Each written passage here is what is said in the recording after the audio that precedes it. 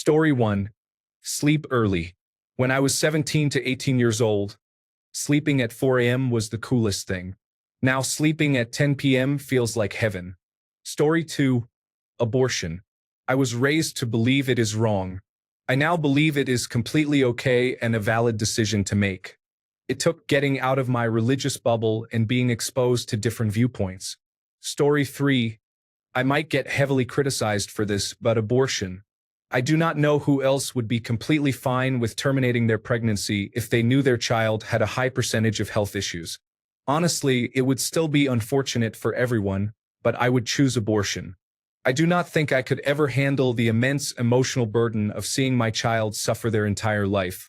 Story 4. Having to make everyone like or understand me to be good enough is not attainable and is out of my control. Therefore, I choose to take care of my true well-being and what I truly need. Story 5. COVID-19 made me a little more open-minded about eating food in the parking lot of the restaurant where I just bought it. I still don't love it, but I went through a year of doing that myself, so I guess I should give it a pass. Story 6. Weeds. I saw a public garden in Utrecht made of plants that are usually considered weeds. It was beautiful and beneficial to insects. I wish my city council would adopt the same policy. Story 7. I am a Republican and only voted for Kamala this time because Donald Trump was not an option. I did not like Kamala. However, this experience has inspired me to give more Democrats a chance in the future and not be so disappointed about it. Story 8. Not a recent change, but I did used to really like objectivism as a concept, that is, Ayn Rand's philosophy. I cannot say I am anti-capitalist now, but I am certain billionaires should not exist. Story 9. For a long time I believed that people become more conservative and close-minded as they age. I was very happy to discover that my father, who is a stubborn person, was unexpectedly becoming more curious and open to discussion as he entered his 50s. Story 10. Term limits. I realized a while ago that I was told to oppose them, so I did. There was some explanation like shorter terms lead to more corruption, and I accepted that without question. Story 11. Religion. I used to be a fundamentalist evangelical Christian until about 2 years ago. I believed it all: young earth creationism, no evolution, the earth is only 6,000 years old, believed in Noah's flood 100%, and every word of the Bible is literally true. Now I am a staunch atheist. It took me a full year of research and study to discover that the faith I held did not hold up to scrutiny. Story 12. 1. Politics overall. I grew up in a conservative household, very right-wing. I am the opposite of that now. Early mornings are very difficult for me now. Story 13. Gender identity. As an elder millennial, I struggled with this shift in society. It's not that I didn't respect transgender people. I have always believed they should be treated with respect and dignity. I have always respected pronouns. I even followed a couple of transgender content creators about a decade ago to learn about some of the issues they face. But something shifted in society, and I guess I wasn't ready for it. For a while, I became obsessed with transgender content creators and found myself disagreeing with some of the things they were saying. My boyfriend stepped in when he saw it was becoming an unhealthy obsession. He simply asked, "How does any of this affect you?" And I realized it doesn't. What I see clearly now is that I was following the wrong creators. I was letting the loudest, most controversial voices influence how I viewed the transgender community as a whole. When I heard something radical, I wrongly assumed that must represent all transgender people, or at least a large majority of them. I also did not realize until later that I was justifying my opinions by being validated by a couple of transgender content creators who make their living criticizing transgender people. One of them, I believe, supports former President Donald Trump, which I didn't realize at the time. There are things I don't understand and things I disagree with. But the biggest thing I finally came to understand is this: I don't need to understand. I don't need to agree. What I need to do is treat those around me with kindness and respect. Whether I understand it or not, there is a cultural movement happening regarding gender identity. It does not apply to me personally, and it is okay if I don't get it. I am not the arbiter of truth or what is right and wrong. I could be wrong in my beliefs, but that is okay because they are just beliefs, not facts or truths. Maybe those beliefs will evolve. I am always open to changing my stances. I realized I was genuinely getting worked up over things that do not affect me. I am glad my boyfriend pointed it out. I definitely needed an intervention. Story 14. College equals success. I have an Associate of Arts and a Bachelor of Arts. I am jobless.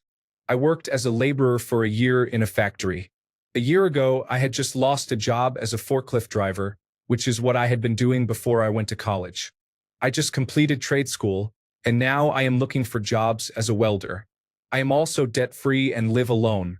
I cannot tell you how many young people I know who racked up huge amounts of student loan debt and still work at Starbucks or Amazon. Artificial intelligence is not destroying anything. It is revealing the rot at the core. I mainly went to college because I thought it would open doors. It has had the opposite effect. I have lost out on good jobs because people said, "Oh, you have a bachelor's? You are overqualified. What are you doing here? Go away." Story 15. Marriage. I always said I would never get married. There is no need to involve the government in my love life. Paying for a piece of paper does not prove my love to someone. I have always disliked the religious notion attached to marriage. Also, marriage made me feel like partners owned each other, and that seems strange to me. Now I am learning and realizing the benefits of a legal marriage. Mainly, all the negative consequences that could occur if your partner passes away and you are not legally married. Now I hope to legally marry my partner of 7 years sometime soon. Story 16. Zipper merging. I used to believe that when a lane is closed for construction ahead, people should merge into the open lane as soon as reasonably possible. After all, there are usually signs well in advance informing drivers. I thought people who did not merge early were selfish, and everything would be smoother if no one waited until the last minute. I was convinced that much of the traffic congestion at the merge was caused by these late mergers disrupting the flow of traffic. I often followed the car ahead closely to prevent them from merging, to teach them a lesson. If I had a larger vehicle, I would have straddled both lanes to force an early merge and not let people cut in line.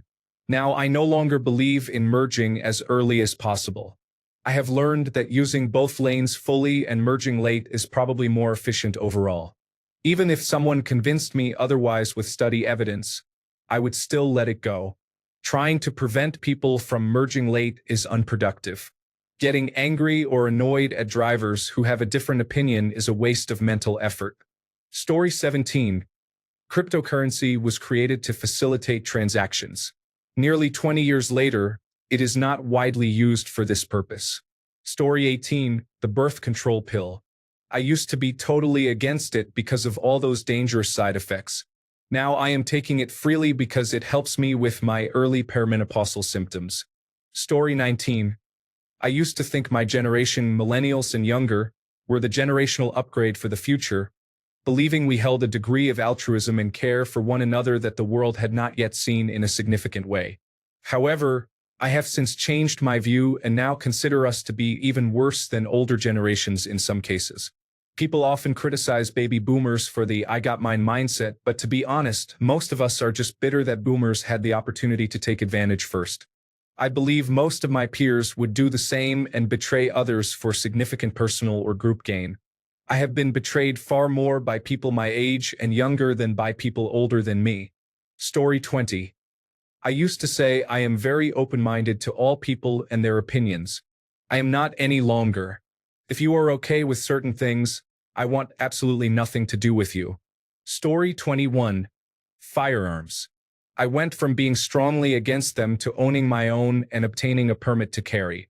There is a saying I like: go far enough left and you get your guns back. On a serious note, as a woman, I have always felt extremely unsafe when out in public alone, and I enjoy hiking a lot. It is prime territory for potential assault or worse. My partner played a significant role in this. He is a very responsible firearm owner, knowledgeable and calm. He helped me realize that not all gun owners intend to do harm and challenged my perceptions of gun owners as a whole. I feel much safer being with him than I ever have. This is not without obvious risks, though. I would not have been willing to be near a firearm if my mental health had been worse, and if he showed any signs of instability or aggression toward me, it would have ended faster than he could blink. Story 22. Self-love. It is not narcissism to love yourself. It is valuing yourself as a human being and understanding that your wants and needs do matter and are important. There is an important distinction between self-love and self-centeredness. I can love myself and not be delusional in believing that the world also loves me and revolves around me. Story 23. I used to think getting arrested was the worst thing that could happen to me. Now, I think it is more about the charge. If I get arrested for protesting something I believe in, that is fine. If I get arrested for assault or murder, that is a huge problem. Story 24. Beans. Honestly, I grew up eating them because my dad loved them, and it was always such a nightmare. My husband very gently got me to try things. It started with his delicious chili, and then he took me to Mexican restaurants where they have refried beans. He did not say anything or pressure me at all, but just ate them without comment. Eventually, I became curious enough to try them, and while the texture by themselves is not great, they are delicious spread over whatever I am eating. I even tried barbecue baked beans a few months ago and fell in love. The texture was still weird, so he showed me that if I put them in the provided tortilla with some pulled pork, I could enjoy the beans without the weird texture. Story 25. Stop moving here. We're full sentiments. New people do not usually bring new problems such as traffic and crime. They highlight existing ones. Blaming new people does not address the root cause of the problem. This overlooks a lot of nuance, but I hope the point is clear. Story 26. Atheism or anti-theism. I used to want everyone to have the freedom to choose their own spiritual journey, but now I want all superstitions removed from my life. Story 27. We should consider providing better care for individuals with serious mental illness. A few months ago, I moved downtown in a large city in the United States. I love the neighborhood, but loving the neighborhood means caring about the mentally ill and addicted homeless people who live outside there. While some of them can be scary and volatile, I worry more about their well-being. They are likely to die alone on the streets from an overdose or other tragic causes. I believe the right thing to do for some of these individuals is to place them in care facilities where they can live and die with dignity. Story 28. Marrying a father with a very high-conflict ex-partner who spreads false information about both of us, has lied to me about my husband's involvement, and projects her parental insecurities onto him, has made me cautious about accepting single mothers' accounts of their situations. Additionally, I am in numerous support groups for stepmothers, and it is not just my husband's ex-partner who behaves this way. Story 29. I have never wanted to have children. I never wanted to burden myself as I have always lived a pretty free life. Work, socializing, and traveling seemed to fill my cup. Both my long-term partner and I shared the same opinion, but over the past year, we have been talking a lot about having a baby. We are financially secure and ready to settle down, but deeper, we want to bring a little bit of ourselves into the world, a way to extend our love for each other and to be a part of that life. So we have started trying to get pregnant. Story 30. Medicare for all. Nothing would stop Robert F. Kennedy Jr. from completely destroying our healthcare system if he controlled every dollar that flows through it. Can you imagine the corruption? Pair that with the Supreme Court abolishing independent agencies, and this is no longer the right plan. We just do not have the Constitution for it. Story 31. Cannabis. I was raised in a very anti-cannabis and anti-marijuana household, and for most of my life I did not know much about it. My initial reaction was simply that it was bad. However, my best friend uses edible cannabis products for his anxiety sometimes, or occasionally for recreation with some of his family. Having frank conversations with him has helped me understand it better. I still have not tried any myself.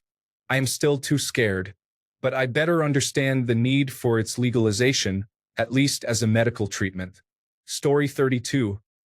Tattoos look amazing on others, but not on me. I would remove all of mine if I could. I should have listened to my parents. Story 33. Media, left or right, they both irritate me greatly. Opinions are expressed without facts, especially outside the United States of America. Story 34. Kids, my whole life I wanted them, but the older I have gotten, the more scared I am of the financial struggle. I want to make sure I can give them the life they deserve and have a better childhood than I did.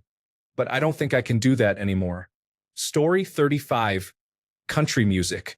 I grew up as a 1990s alternative rock kid and spent most of my life hating on country music. It turns out that now my favorite way to enjoy music is listening to good country on my porch with a few beers.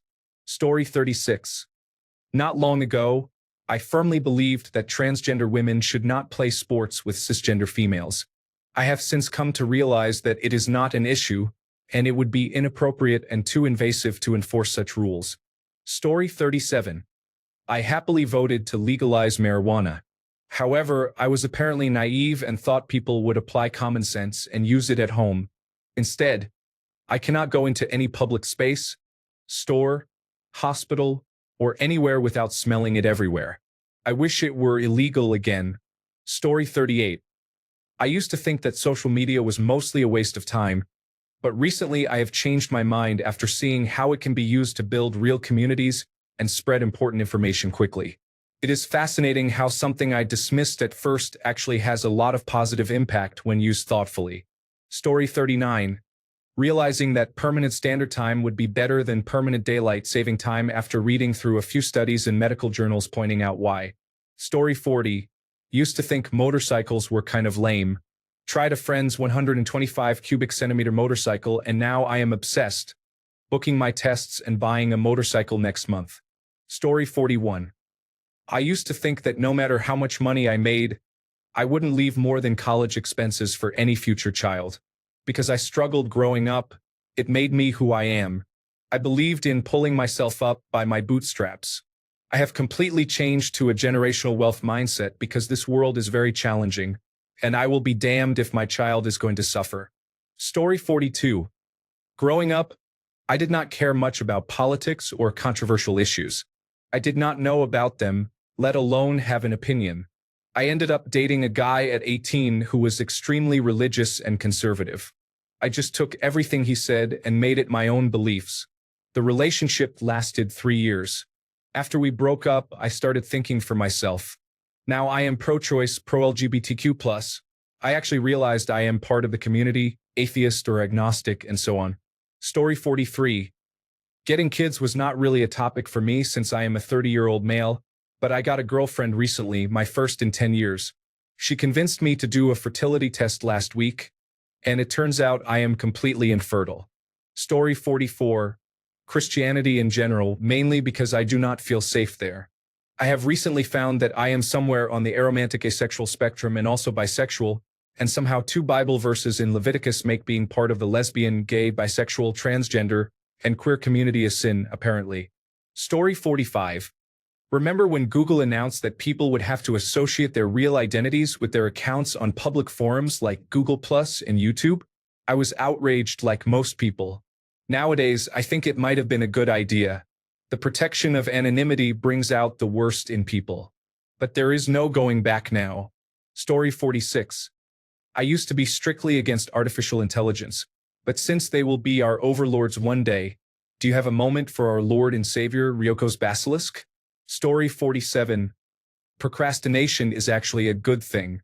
You always have something to do tomorrow, but you don't have anything to do today. Story 48. The whole issue of banning transgender women from women's chess. I used to think that it had some merit because there is a women's division versus an open division. Essentially, the women's division was created to encourage women, who are traditionally not raised playing chess.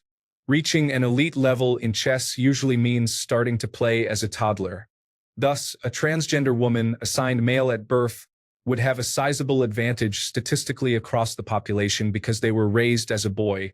Then I heard that a transgender man assigned female at birth would have all of their women's titles stripped, and that Riley Gaines was behind the new rules. Now I think that is just bigotry. Story 49. Taxes. I was never in favor of super high taxes by any means, but I started to see how our taxes go way beyond income taxes and even sales tax. We get taxed all the time, multiple times on the same thing, or multiple people paying tax basically on the same thing. For example, you buy a car that comes with initial taxes and sales tax. The person you bought it from also pays tax on the sale of the car. Then every year you continue to pay property tax on a car that you already paid sales tax on, along with other charges like registration, insurance, and the taxes on insurance. Washington, D.C., both political parties, disguises taxes as basically just your income tax while taxing extensively elsewhere. I really started to see this when I started my own side business working as a consultant from home and the taxes I have had to pay when there is practically nothing the government does to deserve or earn those taxes. I am beginning to believe that is why these politicians, from both parties, got us into unfavorable trade agreements. Not only would they receive kickbacks from these agreements, but the money saved on labor helped keep prices low enough so they could afford to tax us heavily and then use that tax money to their benefit by putting it into a general fund, striking agreements with federal contractors and non-governmental organizations. I won't say that I am completely correct, but that is just how I feel and see things as they are lately. I always have the right to change my mind. Story 50. Immigration. I used to feel neutral about it because my grandmother immigrated here, but I am starting to change my stance on it as I see what immigration is doing to our country and culture in Canada. There is a job shortage, an increase in housing costs, and a loss of respect for Canadian culture and values. Even minimum wage jobs are hard to come by. Nearly 1/5 of our youth is unemployed. How do we expect them to gain employment for their future careers when they cannot even get in the door for jobs typically held by teenagers? I support immigration through passing a citizenship test on Canadian culture and history, but temporary foreign workers ignore all of that and take money and employment opportunities from the economy meant for our citizens. Story 51. Citizens United is essentially a First Amendment ruling upholding that it is permissible to release movies that are vaguely political during election season. It became a boogeyman for the political left, but I believe that initiative is misguided in the pursuit of socioeconomic equity. Story 52. Immigration. I grew up in a quiet small town very supportive of immigration, but after moving to the city comprised mostly of immigrants, it was like a different world. I realized I do not have anything in common with most of the newcomers and how they tended to be insular, only here to make money, which rubbed me the wrong way.